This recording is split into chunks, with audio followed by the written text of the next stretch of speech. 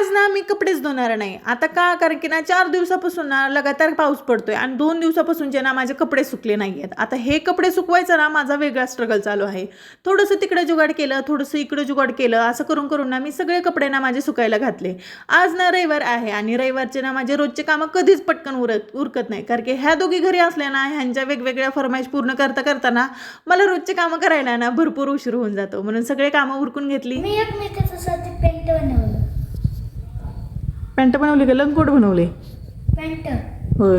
आता मला माहिती आहे ही पार्किंग मी कितीही स्वच्छ केली ना तरी 5 मिनिटात ना ही खराबच होणार आहे. तरी पण एवढी घाण पार्किंग बघून ना मला अजिबात राहवलं नाही, म्हणून ना सगळी पार्किंग स्वच्छ करून घेतली. आणि ना बाहेर ना पाऊस आणि वारा ना चालू आहे, त्यामुळं ना पाण्याच्या थोडं जरी संपर्कात आलं ना तरी पण हात पाय ना एवढे जास्त थंड पडतायत ना, म्हणून ना पटकन वरती आले आणि माझ्यासाठी ना माझं स्पेशल ना 2 लवंग टाकून ना गरमागरम मी चहा बनवला. आज ना रविवार आहे, सगळी कामं पण उरकले होते, म्हणून ना निवांत अशी ह्यांच्याबरोबर वेळ घालवावा म्हणून बसले होते.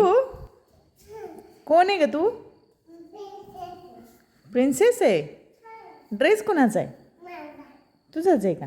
तर मी अशी निवांत बसलेली ह्यांना बघवणार आहे का? आहुनी ना रात्री चिकनची भाजी आणून दिली होती, म्हणून पटकन मसाला काढला, भाजी पण कढायला टाकली आणि दुसरीकडनं भाकरी पण बनवायला घेतल्या. आता भाकरी ना आहून पुरत्याच बनवायच्या होत्या, कारण की अवंतिका काय भाकरी खात नाही, म्हणून तिला ना सकाळची चपाती मी गरम करून देणार होते. आता रात्रीचे ना 10 वाजले होते तरी बाहेर ना पावसाची रिमझिम अजून चालूच होती.